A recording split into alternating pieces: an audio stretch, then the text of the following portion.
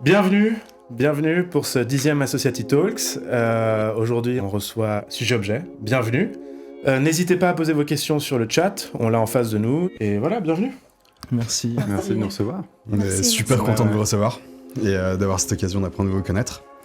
On va commencer par une question assez simple, c'est votre cursus. Donc si vous voulez vous présenter tour à tour. Ouais, volontiers. On commence de quel côté ? Je commence. Alors, je m'appelle Philippe. Bon, on a étudié ensemble à l'EPFL. Voilà, je suis genevois aussi. Faut le dire. Carouge, non, mais ça me fait plaisir d'être ici parce que c'est vrai que ça fait longtemps que j'étais pas à Carouge. Et sinon, ouais, j'ai fait mes études à l'EPFL et j'ai travaillé à Zurich après les études et maintenant je suis architecte de chez Sujet Objet depuis 2000. On a fondé 2020. 2020, ouais. Et je suis aussi en parallèle assistant à l'ETH pour Alexandre Thériault. Yes. Et toi, Charline ? Alors, moi, c'est Charline et j'ai étudié aussi à l'EPFL au début. Enfin, en fait, on a tous été ensemble. Et puis, après le stage, j'ai été faire le master à Zurich. Ensuite, j'ai travaillé un peu à Genève. En parallèle, on a fait le collectif La Clique avec d'autres copains. Et puis, en 2020, Sujet Objet a démarré. Et moi, c'est Thierry. J'ai fait aussi, je crois qu'on est de la même volée en Ouais. fait. Hein, Oui. aussi, ouais, c'est ça. Exactement de la même volée, je pense même. Je pense 2016, on a diplômé. Ah, moi 2017 en fait. Alors peut-être qu'on est. Ah, mais j'ai On a fait passé des 2 ans de stage. parcours un peu. 2 ans de stage et puis ouais, ok. Et ouais, donc j'ai fait mes études à l'EPFL, donc ma bachelor-master. Ensuite, je suis revenu à Genève, travailler un petit peu à Genève, faire un peu d'assistanat à la aide d'abord. Et puis ensuite, voilà, on a fondé Sujet Objet en 2020. Et puis, en parallèle, je suis aussi assistant à l'EPFL avec Franz Graf. Et moi, j'ai aussi étudié à l'EPFL. On est de la même volée, c'est ça ? Oui, je crois. J'ai étudié à l'EPFL principalement, puis on a commencé à travailler ensemble. En ce moment, je fais une recherche doctorale à l'Université de Bologne. Et aussi, je suis assistante à l'ETH aussi pour le professeur Anna Puchaner. Voilà. Merci beaucoup pour ce tour succinct. Il y a quelque chose déjà qui saute aux yeux, c'est qu'on a tous fait le PFL. J'ai l'impression, en même temps. Et que vous avez tous justement un rôle d'assistant. Ça, c'est quelque chose que vous avez, plus ou moins, vous avez eu, ça, c'est quelque chose qui est... Pour vous, avant d'avoir fondé le bureau, c'était quelque chose que vous vouliez faire ? Ou c'est quelque chose qui est venu après ? Pour ma part, moi, quand je me suis dit, ok, je vais être indépendant et je suis revenu à Genève après avoir travaillé à Zurich, c'était aussi une question d'opportunité. Tout d'un coup, j'avais l'opportunité d'être assistant à l'EPFL d'abord. Et c'était hyper cool parce que tout d'un coup, ça ouvre des potentiels de recherche et des explorations qu'on n'a pas forcément dans la pratique. Et aussi, ça donne une espèce de sécurité financière où on peut prendre des risques. D'un coup, on n'a pas besoin de forcer le projet pour vivre. Ouais. Et ça nous a... En tout cas, moi, ça m'a procuré beaucoup de liberté. Et je pense qu'on partage tous ça. C'est comme ça qu'on a commencé, en vrai. Ouais. Et en plus de... Ouais. Maintenant, je pense qu'on le voit aussi comme aussi quelque chose qu'on apporte au bureau. En fait, toutes les choses qu'on fait à côté. Et c'est pas que nous quatre, c'est aussi nos collaborateurs et collaboratrices qui font aussi pas mal de choses à côté. En fait, tout d'un coup, on se retrouve à Sujet Objet, on fait des projets ensemble, mais c'est pas que ça. Et ça, je pense que ça donne un dynamisme qui est quand même assez riche. Et du coup, vous êtes rencontrés pendant vos assistanats ou... Oui, par exemple. Ah. Ouais. On s'est rencontrés après l'école et c'est comme ça qu'on a commencé un peu à travailler ensemble. Okay. Et ça, c'était Love at First Sight. Ça s'est fait comment, la rencontre, la volonté de travailler ensemble ? Je dirais de manière assez fluide. J'ai l'impression qu'on s'est retrouvés à Genève, on a recommencé à se connecter. On partageait un espace ensemble. Et puis du coup, les choses s'en suivent et puis on a formé ça. Mais à l'origine, si on s'était dit, là, on est de nouveau tous en première année, on n'aurait pas... je pense, eu l'idée de parier sur le fait qu'on aurait été les quatre. Et c'est assez marrant de penser à ça. Et au début de votre partenariat, il y avait un projet commun ou un concours ou quelque chose? Ouais, en fait, on a fait le concours de la aide et on a gagné. Et du coup, on est passé d'un groupe de jeunes indépendants sans beaucoup d'avenir à tout d'un coup, il faut faire un bureau. Et tout d'un coup, on s'est dit, ok, c'est trop cool, c'est une opportunité. Et on a toujours gardé un peu cette attitude de... En fait, ce objet, c'est une chance pour nous. Et du coup, on pousse chaque fois de... Enfin, on le voit comme on le voit pas vraiment comme un bureau. Jamais on se dit que c'est un bureau. On utilise des fois le terme bureau, mais par... Oui, par analogie, c'est pour faciliter les voilà. choses. Mais c'est pas vraiment, je dirais, la définition même de ce que c'est qu'un bureau. Parce que c'est qui parlait du collectif à clic, c'est toi, Charlie, non? Oui. Ouais. Donc ça fait partie aussi de votre cursus d'avoir souvent voulu travailler à plusieurs. Ça, c'est quelque chose pour vous qui est indispensable. On a, avec l'expérience au fil du temps, enfin l'expérience qu'on a, on réalise que c'est quelque chose qui renforce de s'associer plutôt que de se comparer. Je sais pas comment dire, mais voilà. Du coup, vous avez su trouver une bonne dynamique de travail dès le concours et vous gardez cette dynamique pour le reste des projets. Du coup, vous la définiriez comment, cette dynamique? Je pense qu'on est... Je sais pas, vas-y. Non, vas-y. Je me dire, mais vas-y. Non, c'est qu'on est vraiment... Je pense que notre force, c'est qu'on est très différents. Et du coup, on se complète pas mal. Et qu'on se fait énormément confiance sur toutes les parties. Il y a plein de trucs que je sais pas faire, mais il y a plein de trucs que je sais faire. Et du coup, je pense que c'est ça qu'on met vraiment en commun, des forces. Et puis, avec toute notre équipe, c'est aussi ça qu'on met en valeur. Après, bien sûr, c'est toujours toujours bien communiquer, parce qu'on est toujours un peu, pas en même temps, on est toujours un peu partout en Suisse. Et donc ça, on a appris à comment trouver des moyens de bien communiquer. Au début, on faisait peut-être tout sur WhatsApp, et tout d'un coup, on s'est rendu compte qu'il fallait quand même se voir et faire des séances pour construire un bâtiment. Enfin, tout d'un coup, on a appris plein de choses. Mais je crois que j'ajouterais même, pour pas donner une image trop comme si c'était acquis et fini. Enfin, c'est en constante évolution. On est vraiment chaque semaine, limite, à se re-questionner de certaines choses, de comment on aimerait aller de l'avant. Et c'est en constante avancement. Et c'est aussi quelque chose qu'on aime beaucoup discuter entre nous. Et entre nous, c'est pas que nous quatre, c'est avec toute l'équipe. Et vous avez... Pardon. Non, je voulais juste dire que nous, on est 3. Et évidemment, on n'est pas toujours d'accord. Et on a cette chance d'être 3 dans le sens où y a des fois, il y a la majorité qui décide, en fait. Et vous, comment ça se passe, du coup? Vous êtes toujours d'accord ou... Non, on n'est pas toujours d'accord, c'est sûr.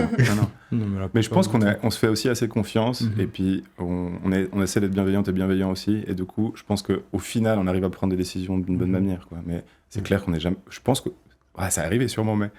C'est pratiquement impossible d'être tous à 100% d'accord, c'est clair. Mais c'est ce côté un peu juste de faire attention, et puis de trouver les bons moments pour discuter, et de faire des choix qui sont positifs pour l'ensemble, quoi. Et comme tu dis, c'est pas que nous 4, il y a aussi toute l'équipe, en fait. Et donc on est un chiffre impair. De donner de la place aux autres, je pense. Je pense qu'on essaye toujours, c'est que, en fait, c'est pas une question d'ego. Souvent, quand on n'est pas d'accord, en fait, c'est juste quelqu'un qui aime plus quelque chose que quelque chose d'autre. Et en fait, on essaye le plus possible de dire, ok, qui sont les gens qui vraiment bossent sur le projet. On discute de tout, mais par contre, on a quand même une certaine ouverture d'esprit pour comprendre qu'en fait, c'est ok de pas tout faire. En fait, il n'y a pas d'ego, en fait. On essaie d'éliminer l'ego, je pense. Et comme vous l'avez dit, vous êtes souvent à gauche, à droite, en assistanat, toi à Bologne, etc. Vous avez quand même un calendrier où vous dites, bon, là, cette semaine-là, on se voit un jour, et puis on discute de ça se passe comment? C'est aujourd'hui, non? Oui. C'est marrant, c'est là parce que c'est ça, aujourd'hui. Une séance là. Oh, c'est cool, Là, on va se distribuer le travail. D'accord. C'est le qui fait le télé. Vendredi à tout le monde. Vendredi à tout le monde. Ouais. Ok. C'est le jour. C'est le jour J. Ouais. Okay. Bon, on va passer à un petit quiz. Quelques questions. J'espère que vous êtes prêts. C'est des questions hyper deep. Ok. Donc, le but c'est de répondre légèrement et rapidement. Voilà, et puis c'est surtout l'idée c'est de pouvoir utiliser ces questions pour aller plus loin si jamais. Ok. Donc, sur l'échelle de 1 à 10 de la liberté d'expression architecturale, vous vous situez où? Donc, le 1, c'est Max Ludler, et le 10, c'est Gaudi. Ok. Là-dedans, sur C'est une cette... bonne Sur cette question. Mais attends, Ouais. nous en tant que bureau ou nous personnellement? Ah, parce que Ah, tu vois, c'est c'est ça, ça, justement, justement. Ouais, bonne question. Ben, on peut faire chacun une question. Après, Ah oui. on vote. C'est le seul. Comme vous voulez. Comment vous percevez, toi, comment tu perçois un peu ton travail au sein du bureau, dans cette liberté-là que tu veux ou peux apporter? Bah, en fait, ma réponse, c'est pour ça que j'ai posé la question du bureau, c'est que on n'a pas, ou en tout cas, on n'a pas recherché ou on n'a pas discuté et on évite un peu la question de esthétisme ou d'avoir un style précis. C'est pas dans nos préoccupations premières et je pense que dans nos projets, peut-être ou peut-être pas, vous pouvez nous dire, mais ça se voit aussi qu'il n'y a pas une question de dogme. Et dans ce sens-là, du coup, je me situerais vers la liberté. Ouais. Mais je ne sais pas si c'était. Mhm. Si j'ai Ouais, c'est peut-être clair. un peu évité la question. Mhm. Non, mais je pense que si on pense... non, ouais, 10. Parce que Gaudi, il a une liberté formelle, mais je pense aussi être OK d'aller plus loin que juste un système rigide. Mhm. Donc Ok. vous essayez de renouveler à chaque fois, à chaque début de projet, vous essayez de trouver Nouveau langage. un nouvel axe, un nouvel... Oui, je crois que ça, c'est vrai. Ouais. Il n'y a vraiment aucun dogme, mais chaque projet, on le perçoit et on le prend d'une manière complètement spécifique, quoi. Ça, Mhm. c'est certain. Il n'y a pas du tout, on n'a pas de méthode ou de façon vraiment d'agir sur chaque De projet. langage, oui. C'est ça. Et je crois Le que c'est con- vraiment très, ouais. très libre, du coup. Mhm. Clairement un 10 dans ce sens-là, alors, plutôt. Ouais. Mais ouais. C'est le contexte qui influe beaucoup sur le départ du Ouais, c'est clair. projet, quoi. Mm. Du coup, maintenant, sur l'échelle de la passion, Ah. de 1 à 10. 10. 1, c'est... Vous avez un maître d'ouvrage qui est totalement en phase avec vous. Vous vous entendez hyper bien. Vous savez que le projet va être incroyable, mais il n'a pas d'argent. Et 10, c'est le maître d'ouvrage. Il a beaucoup d'argent, mais un peu compliqué. Voilà. C'est quoi qu'on choisit? C'est- Qu'est-ce On qu'est-ce peut le que- dire tous ensemble. Ouais, c'est le- On fait 1, 2, 3, c'est ça? Vas-y.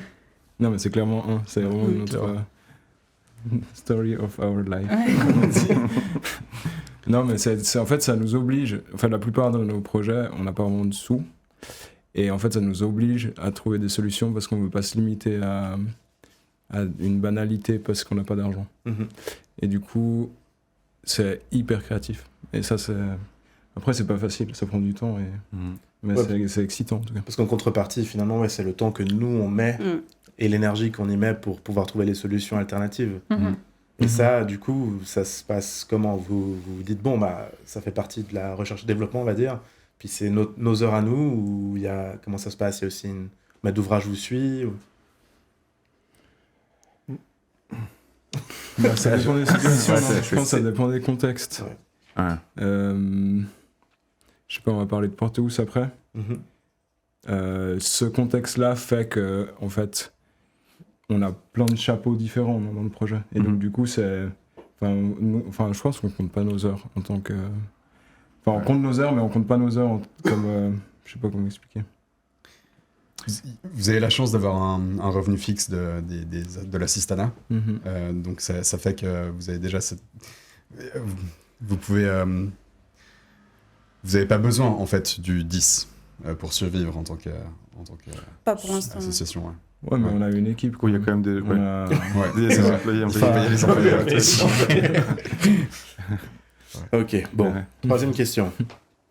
Sur l'échelle donc, de 1 à 10, sur l'attachement à votre région. Vous venez, toi t'es grec, toi t'es Je ne vois. genevois, Ouais. Les trois. 3 genevois. Mhm. Donc justement sur l'attachement à sa région, le 1 c'est tu construis toute ta vie dans la même région et t'en as envie, ou le 10 c'est tu veux absolument construire ailleurs et le plus loin possible. Vous vous situez où? Une question, ça. Dans l'envie, hein, pas Mm. forcément dans la pratique. Bah, on a un grand attachement à Genève, ça c'est sûr. Ouais. Euh, Mais c'est parce qu'on y est aussi, dans un Mhm. sens. Je pense qu'on a aussi un attachement à l'espace dans lequel on vit, l'espace urbain, politique, etc. Et je crois que puisqu'on est là, ça nous intéresse beaucoup de construire à Genève. Mais par contre, je crois pas c'est difficile de parler, mais je crois pas en tout cas qu'on serait pas d'accord de construire ailleurs. Il y a eu des projets d'ailleurs à l'étranger. Mais en tout cas, cette question de là où tu vis, je trouve que c'est intéressant de s'y intéresser et puis de participer à ce développement. Actif, Ouais. oui. Et toi, Daphne, comment tu as fait pour justement t'approprier cette région où C'est un peu... Enfin, j'ai quand même une éducation suisse. Ouais. J'ai étudié ici, donc je me sens un peu que j'appartiens, en tout cas en tant qu'architecte, ici.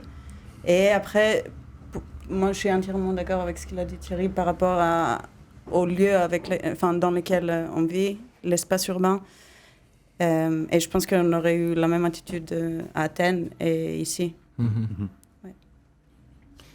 Et vous avez déjà un peu répondu à cette question, mais là c'est plus axé sur la matérialité. Donc de 1 à 10, c'est 1 étant vous développez des projets quasi exclusivement avec une certaine matérialité, un certain détail, pour pouvoir l'approfondir de plus en plus à chaque projet. Ou vraiment, ou 10, à chaque projet, vous utilisez des matérialités différentes et vous aimez les découvrir et quitte à ne pas les maîtriser totalement. Mais je dirais pas 10 quand même, dans le sens qu'il n'y en a pas la fascination elle-même du matériau, dans un sens phénoménologique en soi, mais dans l'intérêt de s'adapter à des différentes situations, je nous donnerais un 7. En fait, on trouve difficile de penser que tu as déjà une réponse avant de commencer un projet. Enfin, tu vas pas commencer à dire, ok, je vais faire du métal là. En fait, peut-être ça marche pas. Ouais, c'est Ouais. ce que vous disiez tout à l'heure. Je pense que c'est la question D'abord, on essaie de poser des questions et après, il y aura des matérialités, des types de structures, une question économique qui vont donner aussi des solutions ou des guides. Ça va nous guider en fait. Avant-dernière question, petit quiz. Sur votre façon de lire des livres, est-ce que 1, c'est vous achetez des livres, il n'y a que des images, et 10, vous achetez des livres, il n'y a que des textes. Et 11, c'est vous achetez des livres ici, mais on vous appelle. Mais vous l'achetez après, non? Je rigole. Alors, faut dire 11, c'est ça? Je pense qu'il faut faire un tour. Parce que... Oui, la réponse c'est que c'est pas pareil. Ouais. Alors, qui commence? Moi, c'est du texte. Ouais. Moi, c'est des images. Ouais. Moi, j'ai une fascination pour la collection de livres, mais j'avoue que des fois, je les lis pas tous. Ouais. Enfin, c'est un truc genre, je sais pas, Comme objet. comme objet. Ouais. Ouais. Un peu Ouais, comme des Et vinyles. pour chercher des détails. Enfin, on utilise beaucoup les livres pour parler de projet. Et tout d'un coup, c'est un outil. Tu prends le livre, tu regardes le détail, tu regardes comment c'est. Et bien sûr, lire des articles, etc. Mais c'est pas, j'avoue, le livre d'archi. Après, il y a de la littérature qui est pas architecturale. Oui. Ça fait du bien aussi pour sortir de notre... Ouais, c'est vrai que la mise en commun des livres, un peu de chacune au bureau, fait que ça enrichit, ça augmente cette source, cette ressource. Vous achetez des fois des livres pour le bureau. Oui. Vous faites un vote. Non, Je crois que on chacun est achète un juste peu, content ouais, de... ok. Mais ils atterrissent tous au bureau. Mais c'est ça, parce qu'aussi, on a plein d'intérêts différents. Ouais. Et on a une assez grande bibliothèque, ça c'est cool. Ouais. Et on vous invitera. On a dit qu'on allait faire un style vidéo club ici tout à l'heure. Combiné. Et du coup, la dernière question, c'est sur à quel point vous êtes prêt à déléguer. Vous avez déjà répondu à peu près avec vos équipes. Mais la question, c'est quand vous faites un croquis et que vous le donnez soit à votre équipe, soit aux artisans, est-ce que vous leur faites totalement confiance et puis il y aura des surprises, des fois bonnes, des fois mauvaises, ou 10, vous êtes toujours, vous allez sur place, vous amenez le café, vous passez des heures à discuter de détails. Je dirais que proche peut-être aussi de la liberté de laisser peut-être des erreurs se faire ou des choses qu'on n'a pas prévues, un peu d'imprévues, c'est aussi quelque chose d'intéressant, je trouve, sur certains projets. Je dirais pas que c'est un incomplet, mais que parfois c'est assez important de laisser place à des spécialistes ou des gens qui sont artisans, etc. Et qu'on ne connaît pas. Et qu'on connaît pas, et puis qu'on apprend des choses, et voilà. Et donc, même s'il y a des choses qu'on n'avait pas prévues, c'est assez beau aussi, quoi. Oui, je rajouterais même justement de ne pas croire que nous, on a l'ultime réponse, mais qu'on a aussi beaucoup à apprendre des gens qu'on rencontre du chantier ou ailleurs, en fait. Et vous avez eu des bonnes surprises avec des artisans? Ouais. Oui, Non, ouais. Franchement. Carrément. Ouais, trop. Après, c'est Un comment code de coffrage communiquer en fait incroyable. nos intentions. Parce qu'on reste hyper exigeant. En fait, on va pas commencer à négliger des détails. Par contre, on est ouvert à un apport et qu'on change en fait ce qu'on avait pensé avec le rapport. Mais par contre, si c'est pour faire plus facile ou parce que c'est moins cher ou comme ça va pas. C'est pas quelque chose qui nous intéresse trop. Par contre, si on arrive, et on a vu ça sur plusieurs projets, si on arrive à bien communiquer, à bien transmettre en fait nos ambitions, en fait, eux, ils sont hyper forts. Ouais. Et tout d'un coup, parce qu'ils sont bien meilleurs que nous, en fait, on va construire des trucs. Et donc, du coup, en fait, on est là, ah ouais, et puis ils viennent et ils disent, ah, j'ai pensé à ça. Et en fait, tu fais, ah bah, trop cool. Et par contre, on reste hyper exigeant. Du coup, ce serait pas un ou un 10. Et l'investissement, il change pas dans le sens où il faut être très présent sur le chantier, quoi. C'est quelque chose qu'on fait beaucoup. On est vraiment beaucoup là. Vous suivez vos propres chantiers, Oui. par des Oui. cas. Oui. Même la aide, c'était vous qui avez Oui. suivi. C'était pas un jeune bureau qui vient de se créer, c'est quand même ambitieux. Ouais. C'était, C'était un beau baptême du feu, ça. Ouais, Ouais. Mais Ils on nous ont était fait confiance, très, en très fait. bien entourés. Très content. Ouais, cool. L'assistance à la maîtrise d'ouvrage était phénoménale. Mhm. Du coup, on vous a suggéré des entreprises Non, même pas. C'est nous qui avons un peu Oui, on choisi. avait un petit Ouais. carnet et puis on a ouvert aussi à des nouvelles découvertes. Puis Bon, il y avait des appels d'offres qui étaient même carrément ouverts dans le sens Ouais, c'était c'est des appels d'offres publics. IMP quoi. Mhm. C'était parce qu'il y avait des grosses sommes parfois. Non, ça, on avait Ouais. vraiment de la chance parce qu'en fait, toute l'équipe était derrière nous pour que ça se passe bien, en fait. Ouais. Et du coup, il n'y avait pas de. En fait, eux, ils voulaient qu'ils nous aient vachement confiance en termes d'architecture et aussi en termes de gestion. Bien sûr, enfin, on a dû faire nos preuves, mais ça, on avait beaucoup de chance, en fait, de commencer comme ça. C'est clair. Et quand vous avez gagné le concours, évidemment, il y avait toute l'excitation, mais il y avait aussi un peu de peur, j'imagine, ou ça allait? Qui a su d'abord que vous aviez gagné? Tiens. C'est moi qui ai reçu le coup de téléphone. Ouais. Je me rappelle. Et C'était un vendredi 13. mars. Ah, 13 mars, ouais. Bah, c'était le jour où on a annoncé que le Covid, enfin que c'était la Ah ouais, enfin, oui, c'est le- la plus quand belle, c'est- ouais. ouais. C'était incroyable. Ouais, j'étais chez moi, caleçon, je réponds au téléphone et puis c'est quand même incroyable. Ouais. La première fois qu'on a ce coup de fil, c'est quand même dingue. Au début, je pensais pas du tout que c'était ça, mais Ouais. c'était super. Et l'annonce s'est passée comment? C'était sur WhatsApp? La quoi? L'annonce Ah aux non, autres? non, téléphone. Non, Téléphone directement, ouais, je crois. Ouais. Ouais, c'était drôle. Ouais. T'as appelé, genre, il balbutiait. Ah ouais, genre, Et je crois qu'il y a eu un accident ou je sais pas ce que c'est. C'était drôle. Et Ah, après, il a dit j'arrive dans 10 minutes, on a gagné. Et après, il a raccroché. Ouais, c'était pas mal. Bon, bah, stylé. Ok. Prochaine question alors. Yes, à toi. Alors, donc, dans votre méthodologie, à quel moment vous commencez à prendre du plaisir dans le projet? Est-ce que c'est les discussions d'avant-projet ou de faisabilité? Est-ce que c'est le projet? Est-ce que c'est la construction? Ou est-ce que c'est un peu tout le temps? Mhm. Où vous prenez le plus de plaisir? Je pense que ça dépend des personnes. non Ouais. Mais peut-être un de nous peut répondre. Ouais. Bah, typiquement, moi personnellement, je prends énormément de plaisir dans l'avant-projet et dans l'exé. Ok. Et c'est vrai que la partie qui est très enfin, de chercher les entreprises, de carnet de détails, etc. Ben, c'est bien, mais c'est long. long.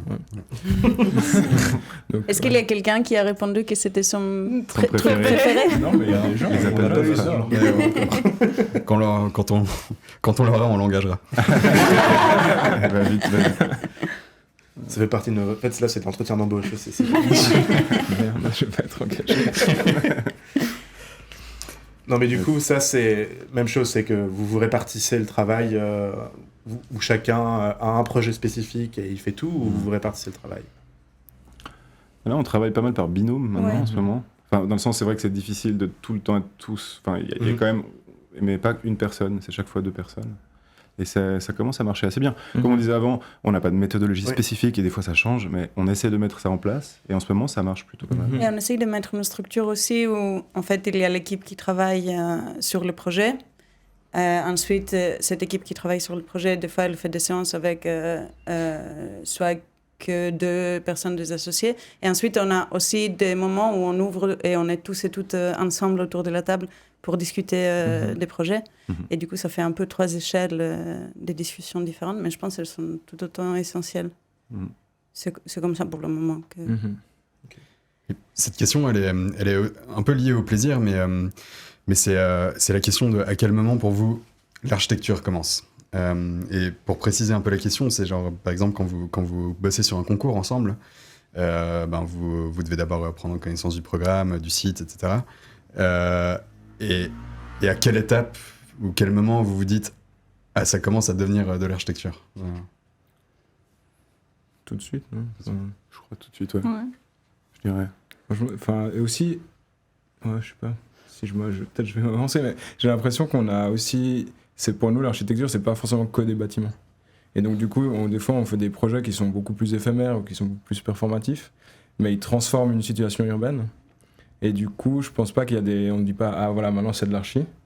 Je pense, dès qu'il y a la question urbaine ou d'une transformation d'un contexte, je crois qu'on le considère un peu comme projet architectural. Après, je sais pas si c'est vrai. Ou je sais pas si... Mais oui, dès qu'on voit les concours sortir, même, on voit que le territoire se transforme et on se dit, ah, ça nous intéresse déjà de voir déjà tout ce qui se crée comme concours. Et puis, je pense que on considère déjà qu'il y a c'est de l'architecture, ça, quoi, la transformation de la ville, c'est sûr.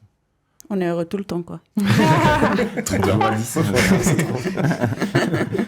Venez travailler chez ces jeux.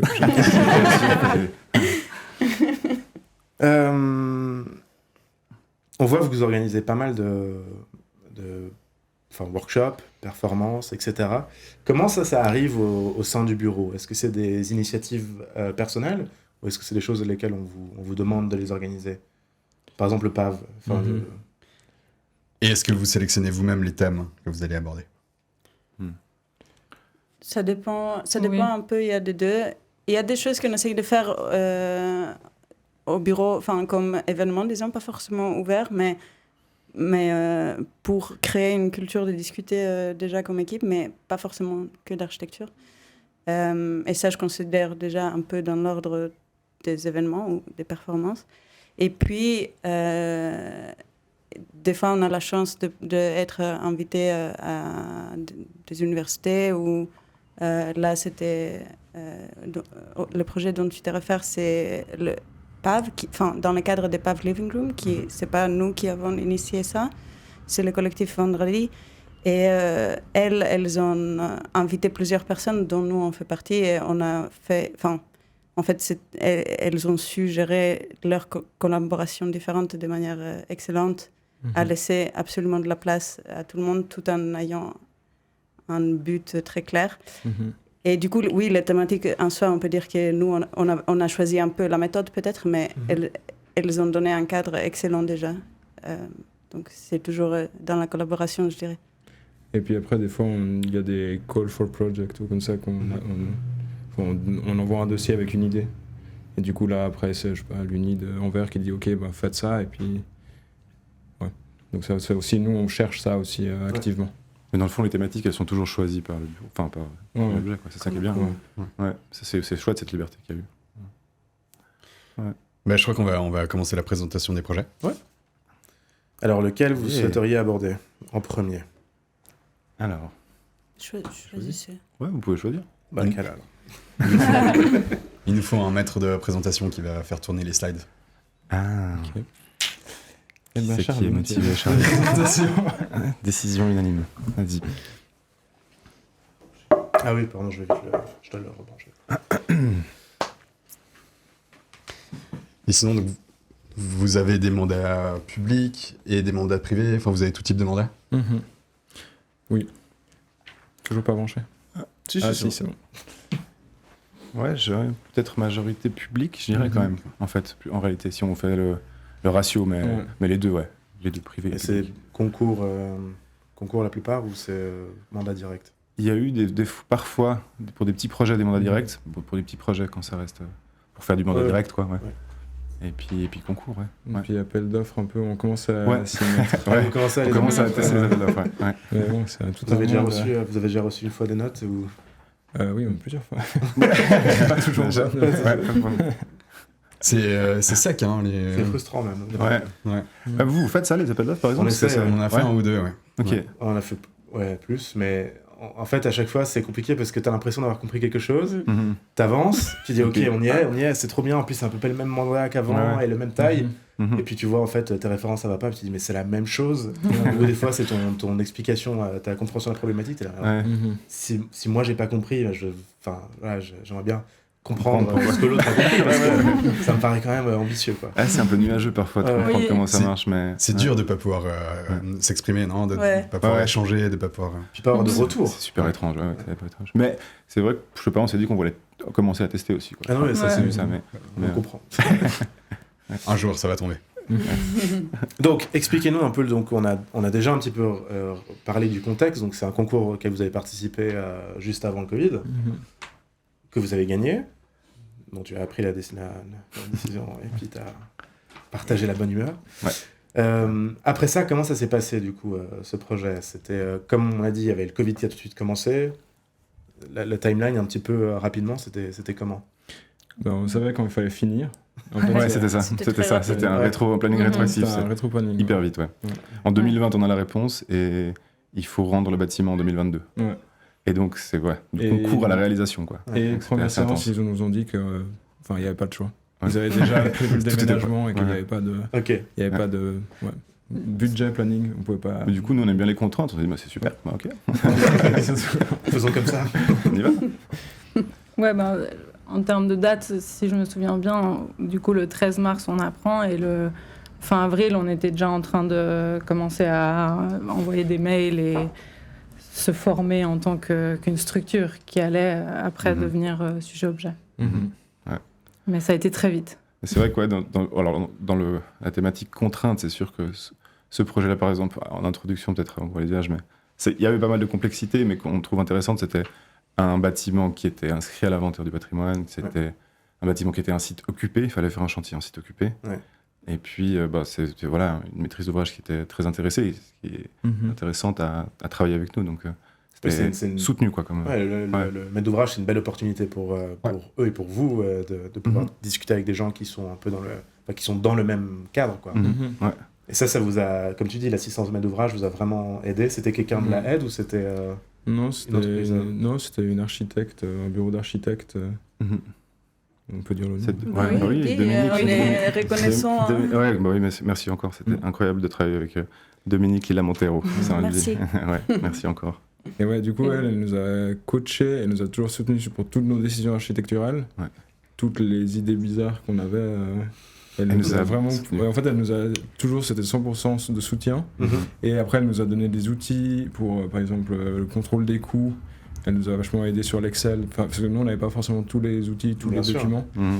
Et pour trouver les entreprises, on a été hyper conseillés, c'était hyper bienveillant en fait. Mhm. Et Nice du coup, project. dans ce cadre-là, on se sentait aussi libre de juste tester. Parce qu'en fait, on se disait pas, on n'avait pas de mauvaise conscience de dire, on va proposer ce type de détails. Ouais. Parce on savait qu'on était soutenu. Ok. Et ça, c'était vraiment une grande chance. Mhm. Ah, Oui. c'est une très belle première expérience et tant mieux que ça ait fonctionné comme ça parce que le projet il est à la hauteur de ce que. Mais justement, à la fin, quand c'est fini et ça s'est très bien passé entre nous, on est gâtés, tu vois. On a cette expérience, on pense que tout est comme ça. Et à la fin, les gens, ils étaient là, mais vous parlez encore? En fait, ça se passe pas comme ça, Ouais. normalement. Oui, c'est vrai que ça nous a fait rendre compte à quel point, justement, selon sur qui tu tombes, ça peut nettement t'aider, nettement être une atmosphère plus agréable ou moins agréable. Et donc, ça a quand même un rôle important, en fait, les gens avec qui on collabore. Et c'est un petit facteur de chance. Et On a reçu une question d'un auditeur. Je sais qui c'est, mais je dirai pas.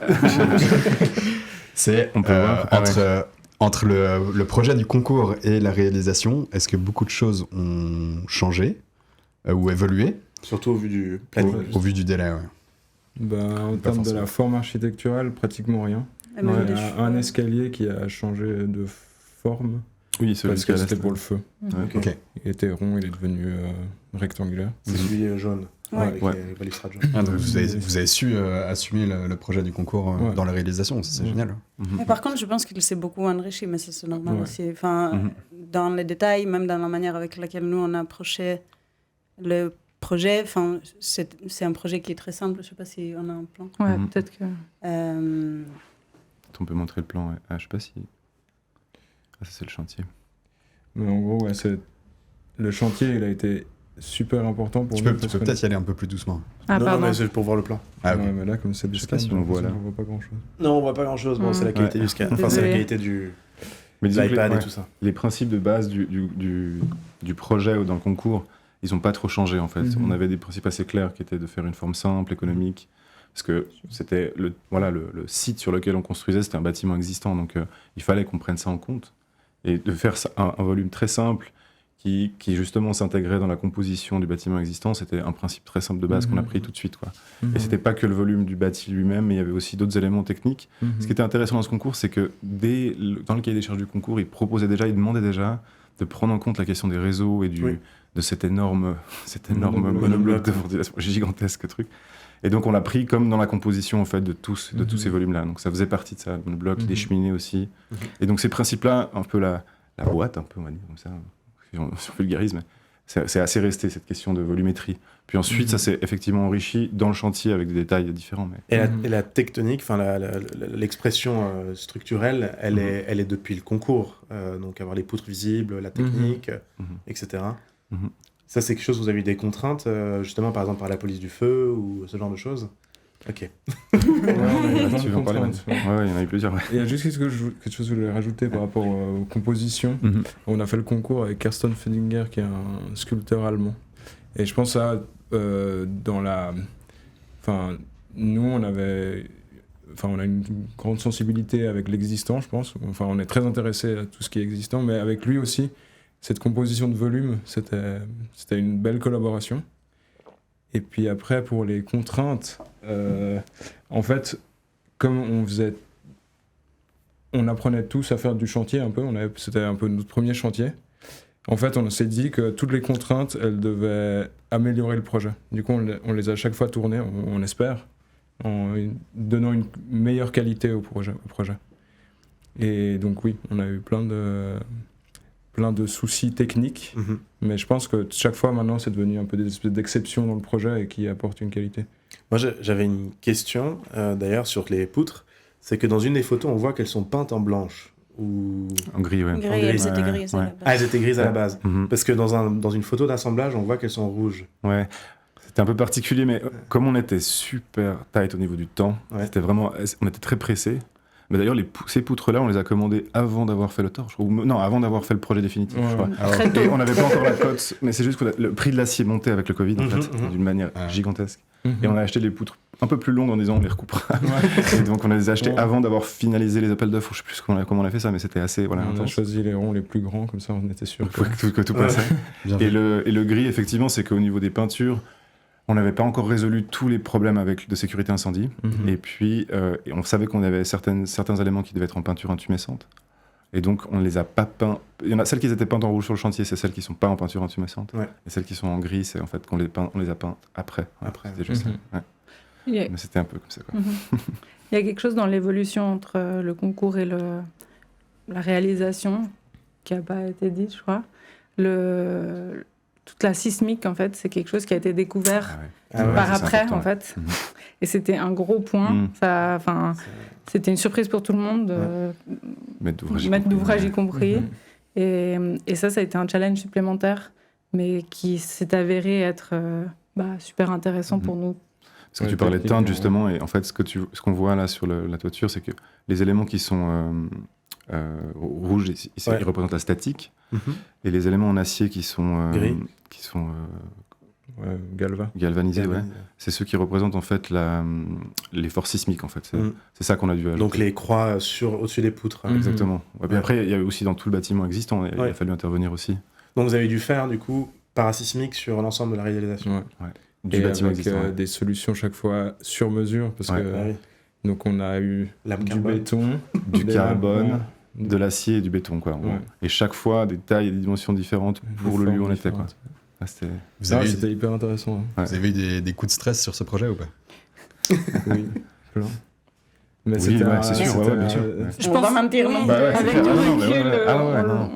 on l'allège, mais sur le moment, Sur c'était le quand moment, même un gros challenge. Quoi. Et si on revient juste sur l'image là qu'il y avait, celle-ci, non, c'est la gauche là. Donc le fait qu'il ait ressoudé le cercle, ça faisait partie des petites choses sur place ou c'était comment? Alors ça, non, ça c'est c'est les coûtent les moins chers. non, c'est statique, je crois en fait. Ouais, mais c'est c'est les poutres, tu sais, qui... Ouais. C'est des demi, ouais. Ouais. Et donc du coup, en fait, il y a des trous partout et après, il faut reboucher pour la statique parce que, enfin, pour que... Ouais. C'est l'ingénieur qui nous a dit qu'en fait sur les côtés extrémités. latéraux, ouais, il faut qu'on Pour rebouche. souder. Et Ouais. du coup, chaque fois, on voyait la soudure qu'on a à chaque fois assumée. En fait, dans ce projet, on s'était toujours dit, on va toujours tout voir. Ouais. Il faut juste faire une belle curation des choses. Non, enfin, il faut bien les arranger, il faut bien les dessiner, bien les organiser. Et voilà, donc c'est un projet extrêmement rationnel. Et après, là, on voit une des exceptions à droite. En fait, chaque fois, il y a eu tout d'un coup des moments dans le chantier qu'on s'est permis aussi, et en tant que groupe, en fait, il y avait des choses qu'on s'est mis d'accord toutes et tous. Et tout d'un coup, dans le chantier, il y avait des choix aussi beaucoup plus subjectifs. Tout d'un coup, une gaine qui danse autour du poteau, pourquoi pas, et on le fait. Et du coup, on a trouvé assez beau, en fait, c'est une manière de faire que durant le chantier, en fait, on arrivait aussi à transformer des choses, mais qui, en fait, ça transforme pas le projet, ça rajoute une couche des personnes qui ont fait le projet un peu. Et ça, justement, le suivi de chantier, c'était partagé ou c'était un couple, un binôme, enfin, en particulier? C'était aussi en mode binôme, mais c'était très partagé. Mhm. Tout le monde pouvait venir. Ouais, en fait, aussi, comme on n'avait pas forcément d'expérience, on voulait tous faire du chantier. Ouais. Et après, je pense pour les entreprises, c'était un calvaire. Ah, je pense qu'ils comprenaient plus C'est à rien. qui que j'ai pu Ouais, parler? Après, ils ont compris qu'ils pouvaient Mais lui nous m'a dit dire ça, oui, l'autre a dit j'ai ça. dit ça à Thierry, j'ai dit ça à Julien. Et du coup, bon. Mais non, c'était pas le plus facile, mais on a tous fait le chantier parce qu'en fait, c'était tellement cool. Du coup, ouais. Et du coup, la décision sur le chantier qui t'appartient à toi-même, chacun a sa petite décision sur le chantier. Bon, on se consultait. Hein. Oui. C'était genre, vas-y, go. Go. Puis après, bon, j'en parle aux autres. Non, on s'en parle. Ok, on on parle, mais les autres se disaient, bah oui, bien sûr, fais-le. Enfin, Et Donc, ça vous arrive de retourner des fois sur place juste pour voir comment ça vit, comment c'est? Ouais. C'est le mieux, Super même bien, de voir un peu, parce que oui, c'est occupé par une école et les principes du projet, comme on l'a déjà dit, très très simple, c'est de faire un gros vide, quoi. Une grande toiture qui pourrait accueillir des choses dessous. Et on a, maintenant de voir le projet, comment il est habité par les étudiants et étudiantes de l'AED, ça nous change la vie, quoi, parce que évidemment, toutes les affaires, ils prennent énormément de place. Ils utilisent même de manière qu'on n'aurait pas imaginé. Voilà, sur la photo de droite. Quand ils suspendent aux poutres aussi. Oui, ils s'accrochent aux poutres. Ouais, c'est ce que ouais, je me faisais des goûter choses. ça. Parce qu'en fait, le Ouais. truc, c'est que un des propos du projet, c'était, qu'on a vendu dans le projet, c'était de dire que ce grand espace, on a presque proposé le double que ce qu'ils demandaient dans le concours. Ouais. Et ça, c'est parce qu'on a réglé la circulation en évitant tout corridor. Ouais. Et du coup, notre théorie, c'était, en fait, on fait un énorme espace vide et les gens vont l'habiter. Oui. Et puis, à la base, c'était censé être des ateliers différents avec des petites cloisons, etc. Et en fait, c'est exactement nos plans de concours où on dessinait un peu du chenille. Et en fait, les gens, en fait, ils ont fait. Enfin, ça, c'est Vivre vraiment- l'espace, ouais. Mais ça, c'est aussi un avantage, j'ai l'impression, qu'on a eu en tant qu'étudiant ayant fait le PFL.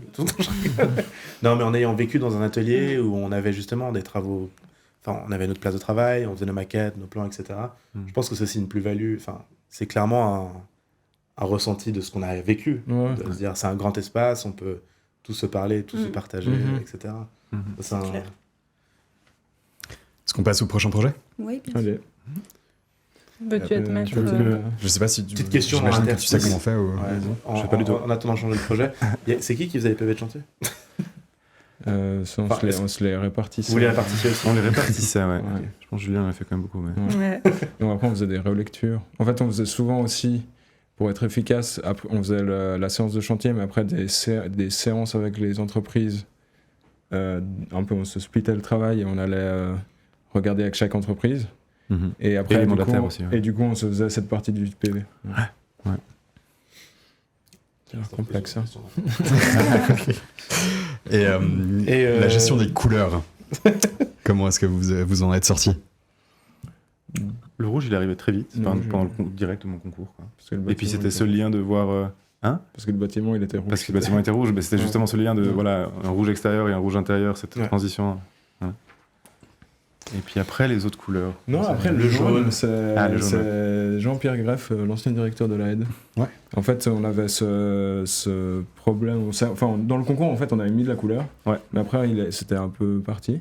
Et puis, on avait eu on l'a pas montré, mais il y a un poteau jaune. Et en fait, ça, c'était lié au sismique. Et donc, on a dit, bon, faisons une espèce de sculpture due à notre problème de feu, pardon. Feu, ouais. Dû à ce problème. Et du coup, c'est lui qui a dit, bah, faites jaune. Et puis nous, on a dit, bah, ouais, go. C'est chouette d'avoir des clients comme ça. Ouais. Et du coup, le prochain projet, il est très différent? Bah, Oui. Oui. Il est Ouais. très différent. Et je pense que ça, du coup, on voit bien comment on rejoue nos cartes pour chaque projet. Là. Mhm. Parce on parlait tout à l'heure des détails qu'on laisse ou des dessins qu'on fait faire, etc. Ouais. Ça, c'est un chantier participatif, si je dis pas de bêtises. Oui. Donc là, comment vous gérez justement le projet que vous dessinez et que vous mettez en place et que vous laissez fabriquer par quelqu'un d'autre, qui n'est pas un artisan, justement. Mhm. Il faut avoir une certaine Ouverture. ouverture d'esprit, flexibilité, savoir laisser... savoir se mettre un petit peu en retrait ou moins en avant face à... Mhm. Mais aussi distinguer où est le projet, parce que Ouais. le projet, il n'est pas partout. Ouais. Et du coup, savoir dire qu'en fait, ce n'est pas là qui est le projet, et il sera habité et vécu comme il sera habité et vécu. C'est très bien. Mais c'est vrai que parfois, il y a des moments difficiles où on dessine quelque chose, puis en chantier participatif, bah, on aimerait bien que ça soit fait Ouais. comme on a dessiné, mais en réalité, on se rend compte qu'au final, c'est pas si grave. Ouais. Puis comme tu dis, il y a des points qui sont plus importants et plus forts. Mhm. Et dans ce projet-là, c'était créer des espaces très flexibles et ouverts. Donc, dans un sens, il y avait peu de choses à faire. On a presque rien ajouté, en fait, en réalité. On a plutôt simplement ouvert les possibles d'un espace, quoi, en gros. Peut-être faut mettre un peu en contexte volontiers. l'histoire du projet. Ouais, c'est vrai que c'est Juste pour... c'est un peu une longue histoire. Mais dans le sens, ça a commencé... Enfin, il y a eu cette... Donc, Ah, je vais pas vous refaire le truc, j'ai l'impression de le dire tout le temps. Non, non. Fan d'histoire, Thierry. Ouais, mais je vais pas Non, mais refaire. le bâtiment, bon. il est sur le Rhône. Oui, ouais, c'est un bâtiment qui se trouve au sud de la presqu'île d'Aïr, donc vraiment un des mains du Rhône. Et il a la particularité d'avoir une histoire c'était une ancienne station d'épuration. Enfin, c'était un bâtiment pour le traitement thermique des boues d'épuration, quoi. Et donc, il a été abandonné pendant longtemps, plus de 30 ans. Et puis, en 2018, il y a un collectif qui s'appelait Prenons la ville qui a occupé le bâtiment en contestation, en fait, avec un projet qui était en cours, qui était de transformer le bâtiment en un centre de réinsertion carcérale. Et donc, cette protestation a fait que le canton a décidé a vu aussi les potentiels qu'il pouvait y avoir dans un projet culturel dans ce bâtiment. Et donc, le bâtiment a changé d'affectation, on va dire. Le projet est passé à la culture, on va dire. Voilà. Et donc, il y a toute une plateforme qui s'est mise en place de discussion entre les anciens occupantes et occupants, le canton, plusieurs départements du canton, et puis pour faire un projet culturel là-dedans, quoi. Voilà. Et donc, nous, on a participé aux discussions. Et puis, on a été après mandaté par l'association, qui était des anciens occupants, pour commencer à développer des projets à l'intérieur du bâtiment, quoi. Et là, ce qu'on voit, peut-être on verra, c'est la première phase d'une grande succès. Voilà, exactement. Ouais. Mais c'est là aussi, je pense que ça souligne l'importance de l'initiative d'un petit groupe qui peut vraiment beaucoup changer, et surtout dans le milieu construit. On voit que c'est un énorme impact. Il faut juste quelques personnes qui ont la conscience du lieu et qui disent non, mais en fait, regardez juste les choses d'une manière différente, et voilà ce que ça peut faire. Non, c'est un bon exemple que ça peut fonctionner aussi, quoi, de faire des projets de cette manière-là. Et Philippe parlait de ça avant. C'est vrai que nous, on a un rôle qui est un peu différent. C'est ce que j'ai dit. Ouais, c'est sûr. Ah, c'est pas ce que t'as dit. Non, mais on a un rôle un peu différent dans ce projet parce que on n'est pas que architecte, mais on accompagne aussi et on communique beaucoup, et il y a cette relation avec l'association, mais avec aussi le canton, et puis c'est un peu expérimental dans un sens. Ça montre un peu les nouvelles... les nouvelles façons de voir ce que ça veut dire le métier d'architecte aussi. On peut aussi faire tester des choses, expérimenter des choses, et sortir peut-être d'un cadre qui est trop rigide parfois, de dire juste c'est l'architecture, c'est ça. Du coup, c'était très libre, ou il y avait quand même une ligne directrice, ou un cadre? Comment c'est? Tu dis dans Dans l'approche du projet, Ouais. est-ce qu'il y avait un programme? Est-ce qu'il y avait un objectif, ou est-ce qu'il y a un objectif? Parce que comme tu l'as dit, c'est des successions d'étapes, mais est-ce qu'elles tendent vers un objectif connu ou il se développe au fur et à mesure?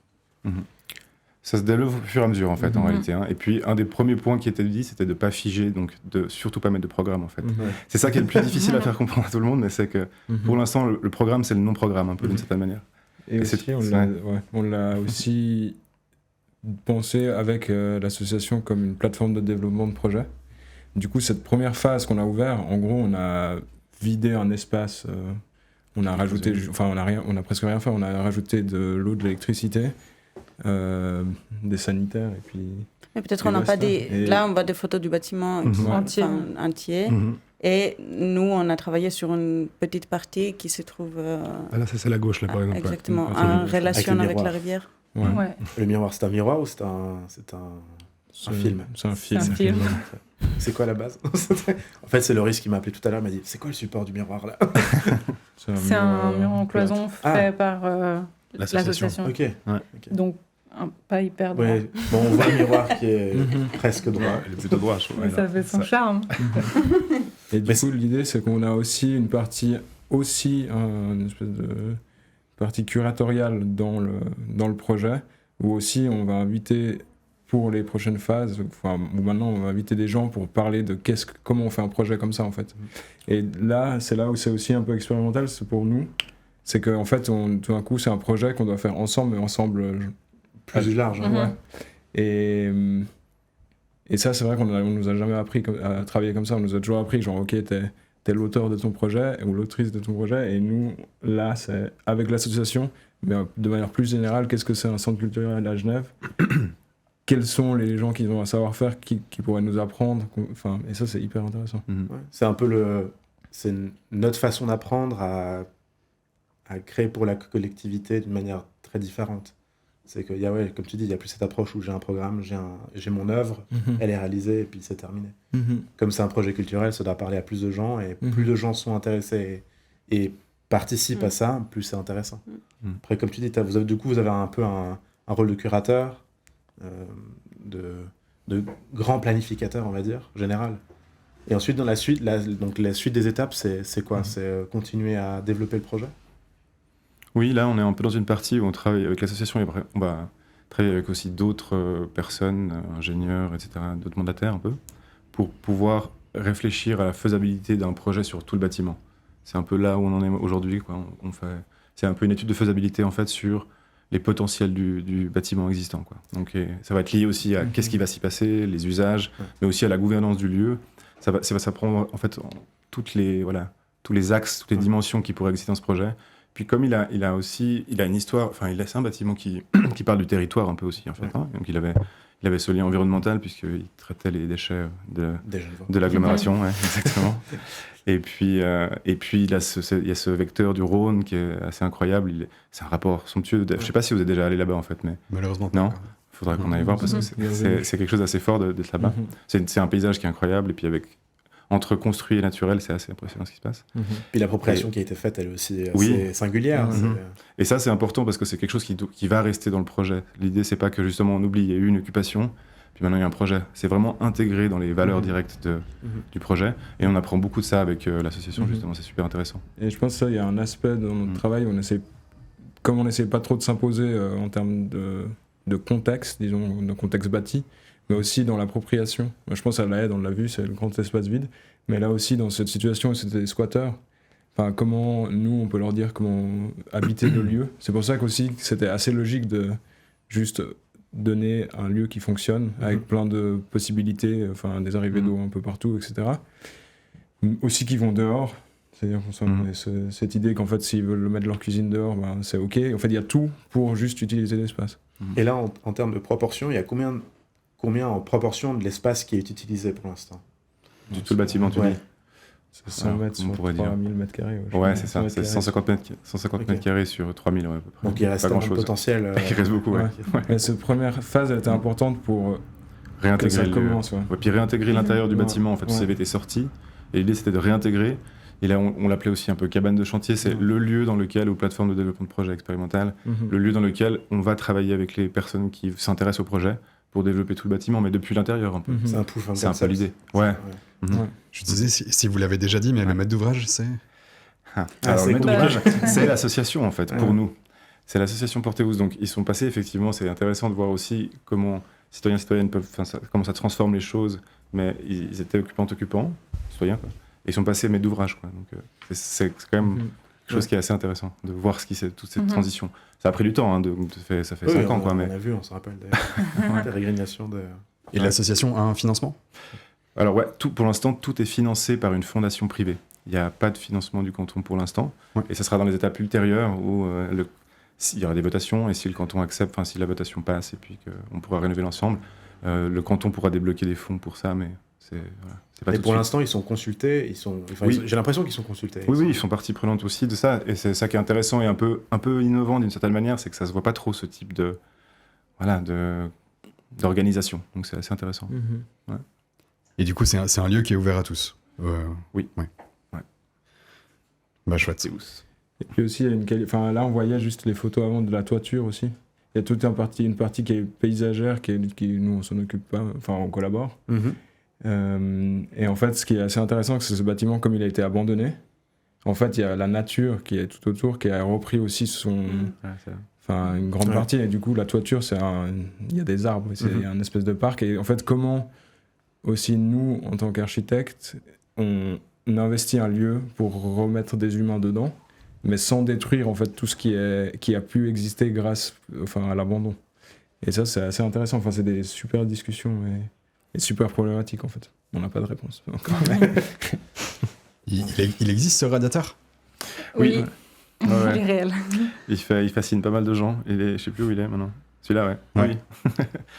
Je crois qu'on n'a toujours pas élucidé de savoir si c'était les changements thermiques qui ont fait qu'il a changé ou si vraiment il a été fait comme ça à l'origine. Mais... Ah, donc c'est pas un projet, c'est... Non. Ah non, c'était l'existant. c'est ouais. d'origine. Ouais, génial. Je sais pas si on a une photo après de. Parce qu'on a Oui, il y a un bout de organisé photo. aussi Il y a un des peu de workshops. photos, Mm. Et il a été, pendant un workshop, il a été Ah oui, réinventé peut-être. en un En banc table. à roulettes. Ah, bon, ouais. Ouais, je me souviens, ouais. Ah, il est là. Ouais. Le radiateur courbé. Yes, trop bien. Puis votre graphisme, c'est une question de Loris. Votre graphisme, c'est des éléments uniques qui sont assemblés comme ça, et ça forme un ensemble. Est-ce que c'est un peu la façon dont vous considérez le bureau ou On a déjà eu cette question. On a C'est deep, hein. déjà eu cette question, je crois, non? Merci Loris. Merci. On va la réutiliser celle-là. Non, mais alors le graphisme, pour nous c'était important pour tous les projets, mais pour celui-là en particulier, de montrer des espaces où là, c'est statique, mais des actions aussi. Ouais. Et du coup, on a toujours eu cette relation de mettre ensemble des actions, de faire Ouais. Et des espaces.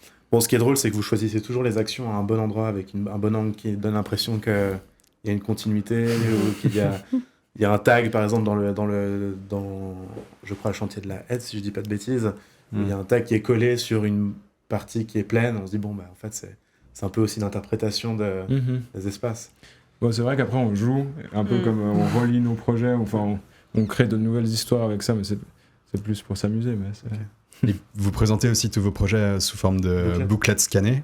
Ça, c'est c'est dans quelle idée? On les a fait récemment, mais en fait, ils sont en cours. Donc on peut avoir des critiques. Et c'était récemment, et après vous nous avez demandé, du coup on a envoyé ça. Mais c'est en fait un travail en cours qui n'est pas fini. Ok, trop bien. Voilà, en avant-première. Bah écoute, merci beaucoup. Je Graphisme, c'est un projet de bureau aussi. Tout l'identité graphique, la communication, tout ça. Ou vous avez fait appel à des gens extérieurs? Au début, Au on début, oui. a demandé de l'aide à une amie graphiste qui a fait notre identité graphique. Et depuis, on a gardé certaines choses, évolué. Ouais. On aime bien Après, changer. Au niveau des photos aussi, Charline, elle fait des hyper belles photos. Après, on collabore aussi Donc le avec crédit d'autres. sujet-objet, c'est C'est ça. Charline, ouais. Pas toujours. Bon, la plupart du temps. Parce qu'on s'est dit, elles sont cool les photos, mais c'est qui l'auteur? Et on va crédit sujet-objet, on se dit, ok. Charline d'ailleurs. Du coup, je crois qu'on a encore un peu de temps pour le troisième. Ouais, avec plaisir. À toi, Melbé. À moi de lever? Ouais.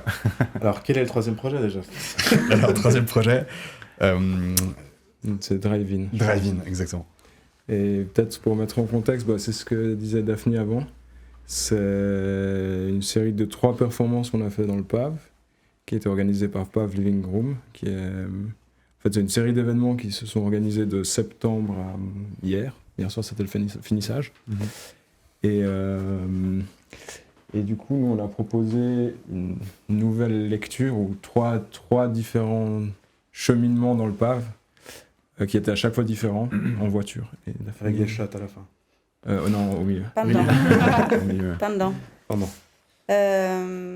Voilà, donc les photos, elles ne sont pas forcément en ordre, mais c'était... Enfin, on peut juste peut-être parler de ce qui nous intéressait, c'était de découvrir un territoire industriel qui est d'office construit en tenant en compte de la logique de la voiture et auquel on n'a pas forcément... Enfin, je ne sais pas c'est quoi votre rapport avec ces territoires, mais en tant qu'habitante, je n'ai pas l'impression qu'on y circule souvent, ni en voiture, ni en pied surtout. Mais du coup, c'était un peu la volonté de découvrir ces paysages en voiture, en intégrant à cette expérience, disons, une playlist qui rythmait des différents moments de l'expédition, en gros. Moi, je vois quand même une grosse référence à Robert Venturi et Dennis Scott Brown dans la déambulation sur le strip, filmée, etc. Ça, c'est une inspiration qui vous a été utile dans le développement du projet ou... On n'en a pas parlé, mais je pense sûrement dans l'idée de la voiture. Enfin, en plus, c'est en fait, ces territoires précisément, il y a vraiment un strip. Ouais. Oui. Donc, les territoires en soi, oui. Après, c'est vrai que le choix de la voiture, en fait, c'était aussi pour pouvoir accéder au lieu. En fait, on s'est rendu compte qu'à pied, c'est pas possible. À pied, c'est pas possible, mais surtout que les gens, ils demandent « Qu'est-ce que vous faites là ?» Et en fait, il y a plein d'endroits que tu peux accéder. Personne ne te demande rien, juste parce que tu es en voiture. Et du coup, c'est devenu un espèce de parcours. On allait aussi à des endroits que nous, on n'avait jamais été. Du coup, pour nous qui sommes aussi habitantes de Genève, c'est intéressant. Dans un véhicule qu'on n'utilise pas forcément souvent. Et tout d'un coup, on a créé une espèce de monde pendant 3 semaines, comme ça. Et on testait des trucs.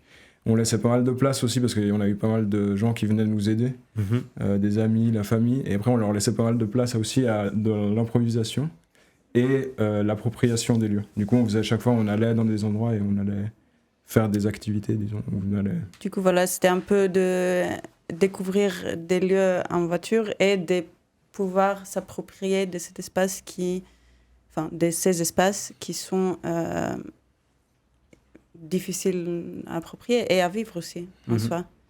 Et ça fait une série d'événements. Donc ça, c'était une projection? C'était une projection. Les lieux... en fait, on a organisé cette projection en face de Port-Franc, ce qui était... drôle. Ouais. Surtout, c'était là, c'était un des... petit statement quand même. C'est Port-Franc, parler du musée. Oui, en fait, exactement. Ouais.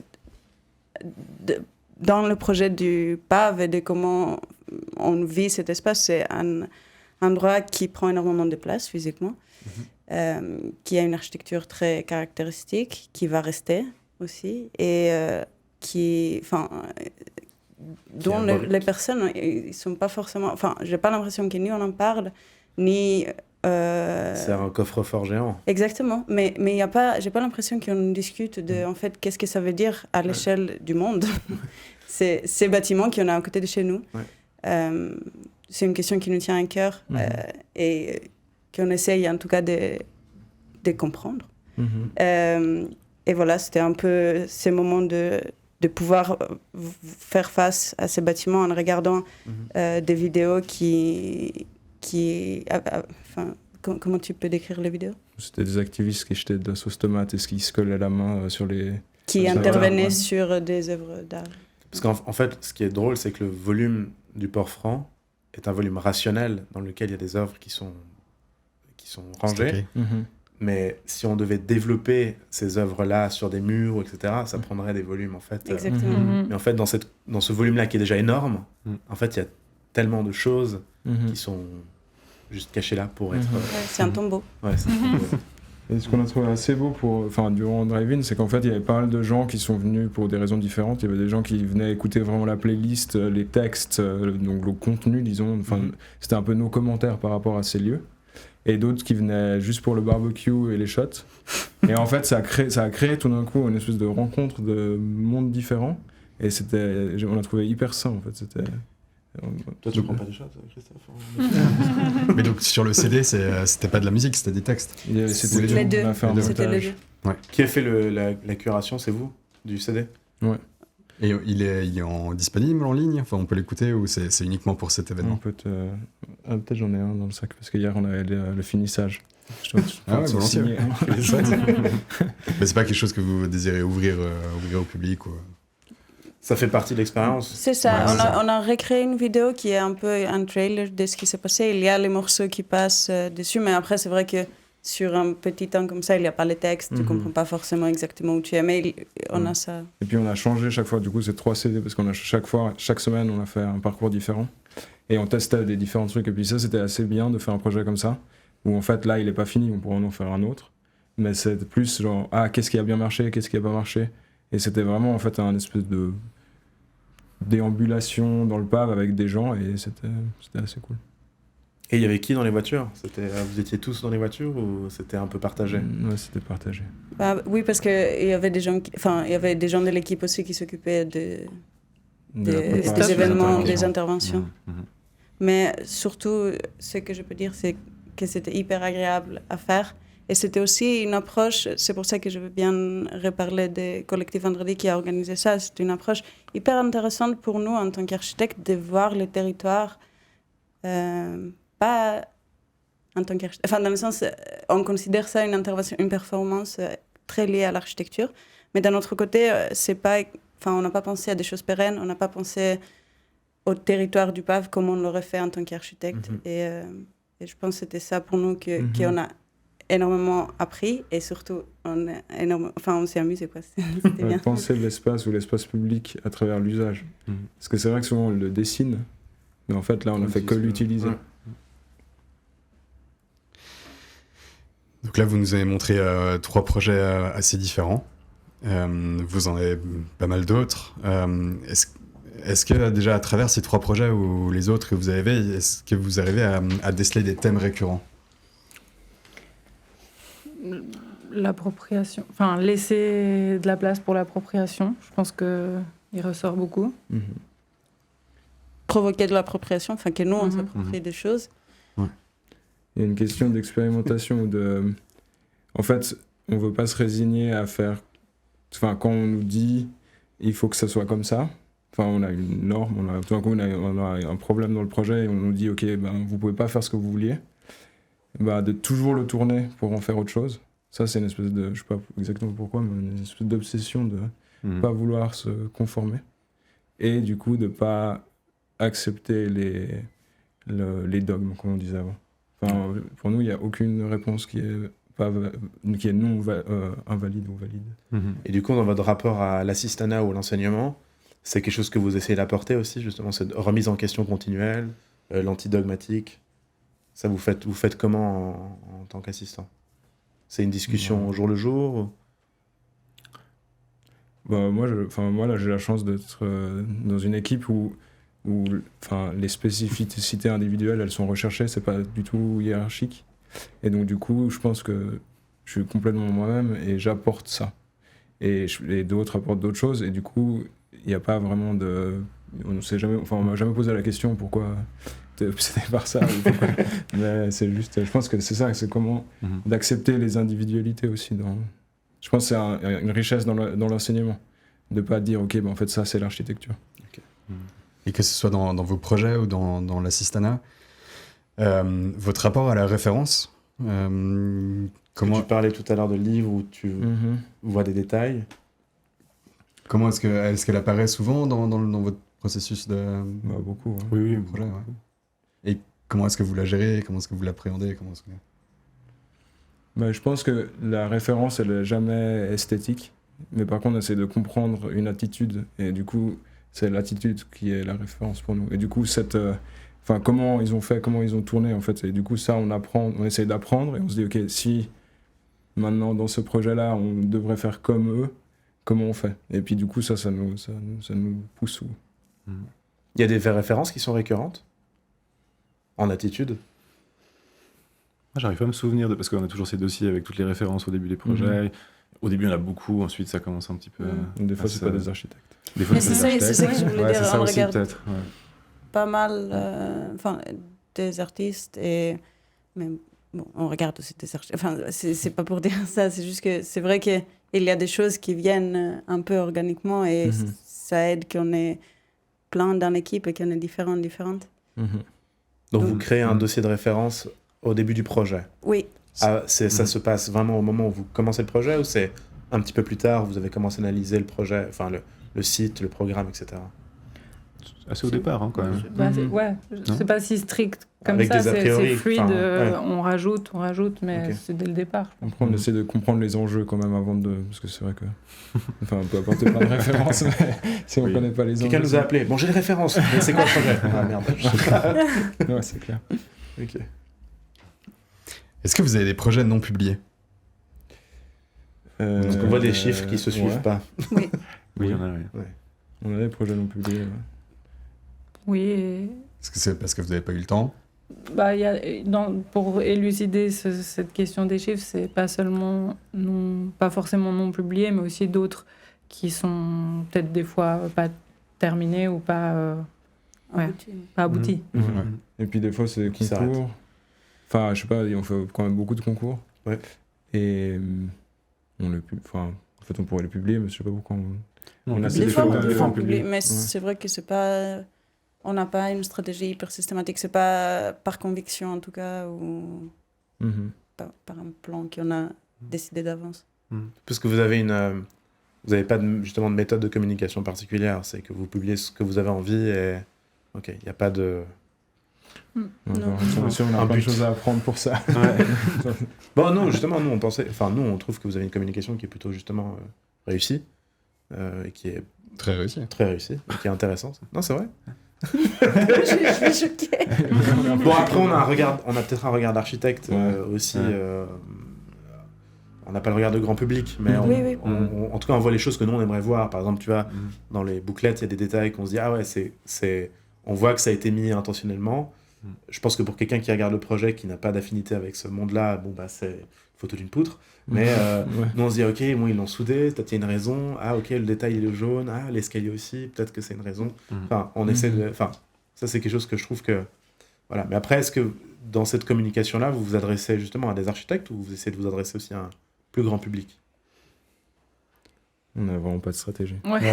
J'ai l'impression que c'est presque pour nous. C'est ce que vous aimez, quoi. Non, mais C'est presque pour nous, hein. C'est pour nous, plus. Ouais. Moi, Pour j'avais mettre ça aussi. en ordre les choses. Des fois, les bouclettes, c'est vraiment pour nous de... On a essayé de faire l'exercice de... Tout d'un coup, on a fait plein de petits projets, on fait des bouclettes, et tout d'un coup, ils sont ensemble. Et comment on les met en relation, comment essayer de comprendre ce qu'on fait aussi à travers le fait de les re-regarder, de rechanger l'ordre, tout ça. Ouais. C'est majoritairement pour nous. Après, il y en a parfois pour les maîtres d'ouvrage, mais c'est plutôt rare. J'imagine que le booklet, ça doit aussi vous aider à terminer un projet, non? C'est une belle façon de le terminer, je pense. Parce que là, on voit sur la aide, vous avez des photos non habitées et habitées. Et ça, c'est quelque chose que vous essayez de faire, c'est que vous faites des photos non habitées et habitées, ou c'est en fonction du projet? Oui, on peut. Fonction du projet, je crois. Il y en a certains qui étaient habités qu'on voulait pas forcément. Ah oui. mais on les a faites. Mais on les a pas montrées. Et c'est toi qui fais les photos la plupart du temps? Ça varie, mais j'aime beaucoup. Mais on travaille aussi avec parfois des photographes externes. Enfin, Oui. Parce que là, sur la aide, il y avait un photographe pour la partie habitée, si je dis pas de bêtises. Oui. Oui, et Et deux avant, photographes. un photographe, ouais. Deux photographes. Il y a Sven et Charlie, non? Ouais. Sven et Charlie, ouais. On demande toujours à nos invités s'ils ont un ouvrage à nous recommander, ou s'il y en a un qui les a particulièrement marqués. Ça nous intéresse parce que souvent on les commande du coup, puis ils commencent à faire partie du stock de notre librairie. Ouais. Et on fera tout à l'heure. Moi j'en ai un, mais il faut que je regarde le titre. C'est un livre de Ishigami sur le vent. Il est incroyable. Yes. Okay. Il est incroyable. Je crois que je vois lequel c'est. Malheureusement, je crois qu'il est épuisé. Il date d'il y a quelques années déjà. Ouais, malheureusement. Et toi, Charlie? Un livre il faut sur, offrir un livre à un architecte à Noël, tu lui offres quoi? Ça dépend de la personne, souvent. Un livre de pas d'architecture, non? Mais en fait, oui. Non, Des très mais bons justement, en fait, si c'est cette question-là, pour un architecte, des fois, j'aime bien justement Allez à côté. aller un dire peu à d'autres choses. côté pour ouvrir un peu le... Ah, c'est- Ouais. Tout à l'heure, il y a des personnes qui sont venues et qui ont dit justement, on n'est pas architecte, mais on veut un livre pour des architectes. Une amie architecte, et que vous nous recommandez quoi? On réfléchit, on demande 2-3 livres, et puis on se dit, bon, bah, sinon il y a le dictionnaire de la couleur qui est trop bien. Elle dit, ça parle pas d'architecture, et c'est de la couleur, il y a de l'art Ouais. dedans. Elle dit, trop bien, je vais lui acheter ça. Voilà, je comprends le move. Sinon, il y a plus de Lakato Massal. Si vous l'avez, moi je l'ai. Le plus de Ouais. Non, voilà. Ouais, il est bien ce livre. Toi, il y a un go-to. Aussi épuisé, malheureusement. Tous les mots sont Je épuisés. sais pas. Mais d'architecture, hein, tu Ouais. dis. Ouais. Je sais pas. Les éditions sur Barragan, il y en a des assez belles que j'ai vues qu'au Mexique et je sais pas s'il y en a ici, tu peux les trouver. Très difficile. Hein. C'est ça, il y a tout qui est épuisé, Ouais. hein, je crois. Ouais. Ouais. Ouais. Ou alors sur d'autres sites où ça coûte une fortune parce que c'est des... Ouais, C'est ça, du ouais. second main. Ouais. Ouais. Mais j'avais pu les consulter là-bas, enfin au Mexique, mais c'est magnifique bouquin, quoi. Ouais, j'imagine. C'est super. Et toi, Daphné? Faut essayer de trouver. Moi, je dirais qu'il y a pas... Enfin, peut-être ça pourrait être cool d'avoir des livres aussi sur l'espace et l'architecture, mais non seulement l'espace et l'architecture. Enfin, dans le sens, j'aimerais bien avoir accès à des livres sur le féminisme et l'architecture, Mhm. les espaces queer et l'architecture. Enfin, voilà. Ouais. On Je essaye. dirais... Enfin, les gens essayent d'en écrire. pour avoir accès, enfin, Ouais. pour avoir accès à avoir ces connaissances à propager un peu. Est-ce que vous avez un lieu dans lequel vous aimeriez absolument faire du projet sur la Terre? Pas sur l'eau? C'est ça que tu dis? Alors, sur la sphère Ouais, d'accord, terrestre. Quand tu dis un lieu, c'est un bâtiment C'est une ou ville c'est- ou- Non, sur une Ouais. ville, sur un sommet de montagne, sur le fond d'un cratère. Est-ce qu'il y a un lieu qui vous... un contexte que vous aimeriez explorer? Mhm. Ou à la place du Port-Franc. Ouais. Ouais. Sur le Port-Franc. Non, moi, je serais intéressé de faire un projet dans une ville un peu dense européenne. Je sais pas laquelle. Marseille, Gênes, enfin un truc qui est plus dense que la Suisse. Ouais. Mais après, le contexte suisse, il est quand même hyper intéressant aussi dans les périphéries suisses. Ça, j'aimerais bien qu'on fasse aussi des projets un peu dans les périphéries avec d'autres types d'échelles. Mhm. Villa, zone 5. Ouais, oui, non, mais on serait toujours content de faire une villa. Mais je crois que- Ah non, je veux dire, en zone 5. Ah oui. Bah, la diversité, c'est quelque chose qui, justement, en tout cas, personnellement, m'attire et j'ai l'impression qu'on est ouvert toutes et tous Mhm. à tester, explorer. Et du coup, la diversité de styles de projet, j'opterais plutôt pour ça. En fait, si je nous souhaite quelque chose, c'est de ne pas rentrer dans un train-train et un type d'architecture, mais plutôt de rester ouvert à tester ouvert à des opportunités de projets inattendus. Moi, je dirais pas trop loin de là où je suis et où je vis. dans le sens que tu puisses quand même aller sur le site. ok. Ouais, je dirais que c'est ça. Donc, ça dépend là où je suis, quoi. Un peu. Donc, voilà. Pas aller trop loin. Moi, j'ai pas de réponse. Ça va, très Mais j'aimerais bien vivre à Athènes un peu. Ah ouais, Ah, une ville dense Athènes, européenne. c'est Une ville dense européenne, c'est ça? Ouais, ça correspond aux villes denses européennes. Athènes, ça peut être pas mal. Peut-être dans le futur, il y aura sujet-objet succursale à Athènes. Et... Nous, c'était un de nos premiers voyages de bureau, Athènes. On a de très bons Trop bien. souvenirs. Ouais. C'est super. Trop cool. Est-ce que vous travaillez en musique? Oui. Tu dis un peu. Ouais. Moi, oui. Partager, tu dis ou... Non, partagez ou aussi, quoi que, ouais. ouais. Ah ouais. Non, Partagez pas trop. On est pas mal dans nos bulles quand on travaille. Plutôt les écouter. Ouais. Plutôt le soir à partager. Ah ouais, c'est vrai. Mais Et durant la journée, il reste c'est plus grand. plus... Concentré. Oui. Et Ouais. le type de musique que vous écoutez quand vous devez travailler tout seul? Mais moi, c'est ça, moi j'écoute que de la Toi, musique toi. classique. Genre, j'ai un truc genre best of classical music de Spotify qui tourne, donc j'ai pas Ah ouais le choix. Ouais, c'est les dernières En plus, ça- il ça va aide à se écouter assez concentrer. fort, du coup, moi j'entends. ces dernières semaines, je sais pas pourquoi. Parce qu'on fait une playlist, Spotify et du coup, si vous avez une recommandation par personne pour ajouter sur cette playlist. Skin Shape, moi, Ouais. moi, Oh, j'écoute ça. ouais. Ah, c'est vrai. Moi j'écoute ça en boucle depuis des T'as le droit années, de je dire la crois. même chose. Mais... Ou alors, moi je change, là, si tu veux. Non, non. Je dirais Moi, j'ai un à la nouveau. lasse. En fait, c'est par phase. Ouais. Mon nouveau truc, c'est Fleetwood Mac. C'est Ah, un peu c'est cool. à l'ancienne. Des années évidentes, ça. Toi, t'as dit Screen Shape et Alalas À la lasse, ouais. Ça, c'est incroyable. Yes. Tous les albums. à découvrir. Du coup, moi, je vais dire un truc grec. Ah, trop bien. Marina Saati. Ah, ça c'est cool. C'est pas mal ça. Bouger quand tu Mhm. travailles, c'est Mhm. super. Donc là, tu cherches de l'énergie, quoi. Ah oui. Ouais. Ah oui, parce que sinon, dans le reste des choses que je fais, je peux pas. Enfin, quand je suis au bureau, je peux écouter de la musique avec des paroles, avec du rythme et tout. Quand j'écris, j'arrive pas à écrire ma thèse avec de la musique. Ouais. Donc là, je donne tout. Et la playlist, vous allez la mettre après. Allez, en fait, là, il y a une playlist. Si tu cherches Associated Talks sur Ok. Spotify, Trop bien. t'as les Ouais, bah voilà. Talks et t'as la playlist. Ok. Et du coup, il y a, à chaque fois, on ajoute les recommandations de Trop tous bien. les. Donc on va mettre les best-of classiques. Ouais, ouais. Ouais, non, mais t'en playlist. as une spécifique là que tu veux. Je sais pas, ça tourne juste en boucle. Ouais. Non, mais du coup, maintenant, Associated Talks playlist, je vais écouter. Ouais, c'est assez bigarré. Ouais, c'est Ouais. éclectique. Ah, ça, Bah, j'imagine. Ouais, ok. Et puis, est-ce que. Enfin, qui aimeriez-vous voir à votre place ici? Prochain Ah, podcast. Ah, prochain podcast. Par le collectif vendredi, on en a parlé. Bon. Ouais, justement, Ouais, j'allais ça. dire. Bah, c'est En bien. plus, elles vont peut-être Collectif venir vendredi. après, donc ce sera l'occasion de les rencontrer. Donc, le collectif Vendredi qui a organisé le Valve Living Room. Mhm. Yes. Mm. Trop bien, Puis, on se réjouit. Sinon, vous avez déjà eu tous nos amis. Alors.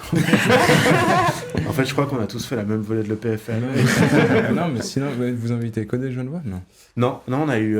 Marginalia. donc, La Chaux-de-Fonds. Chaux-de-Fonds. On a eu Lausanne. On cherche à inviter quelqu'un du Valais. Fribourg. Non, Valais, on a déjà des Contact invités. de Loris, Voilà. Lausannois. Ouais. Non, on essaye vraiment. Et puis pourquoi pas la France. Enfin, non, ouais. Ouais. On va essayer Ah, même aussi. un Milanais. La Milanais. francophonie, quoi. Ouais. On a des contacts. Enfin, on essaye vraiment de. On a eu la chance aussi, enfin, comme vous, hein, ces études, elles ont été fantastiques. On a pu rencontrer des gens incroyables de partout dans le monde. Et à chaque fois qu'on on va à un vernissage, un machin, nous on dit ah écoute, on fait un talk, ça t'intéresse? Ouais, trop chaud. bien. Bon, on le fait au bain des paquis, hein. Ok. Donc là, on Trop bien. a Pioveni Fabi, on dit on le fait au bain des paquis, hein. On était là, Trop bon, bien. on verra, peut-être pas. Mais... Ah, c'est pas mal les éditions Non, non, externes. non. Oui, il voulait Pas dans mal, le hein. sauna du bain. Ouais, dans le sauna du bain. Ils aiment les saunas. Ouais. Mais vous pouvez inviter Comte Meufli aussi. Ouais. Ils Ouais, étaient ils dans sont notre super. volet aussi. Ouais, Montpellier, Adrien. Faut qu'on les invite, ouais. Mais Adrien Comte, ouais. Mais ça, C'est c'est déjà lancé. L'année prochaine, on a plein d'autres invités, donc puis bien, vous serez de toute façon invités aux apéros aussi à la fin. Trop bien. Trop Puis bien. voilà. Merci pour l'initiative infiniment aussi. pour Merci. votre Merci à temps, vous. Merci pour à vous, ces, c'est cool. Merci beaucoup. C'était super cool. Merci beaucoup d'avoir pris le temps de venir. Est-ce que vous avez des questions, des trucs à ajouter avant de finir? Ben, On va boire une bière au bar. des pouces, des pouces en l'air. Des pouces pour- bleus, ouais. likez, Yes. commentez, souscrivez à un abonnement. Merci d'avoir suivi ce 10e podcast. Vous serez, du coup, vous pourrez vous poser vos questions sur YouTube. Il sera disponible dans quelques jours. Merci d'avoir participé. Merci aux questions. Merci Loris d'avoir préparé aussi l'émission avec nous. À nouveau, merci au collectif, enfin pas au collectif, au bureau SEGMG. Merci à Christophe. Merci Nico. Désolé.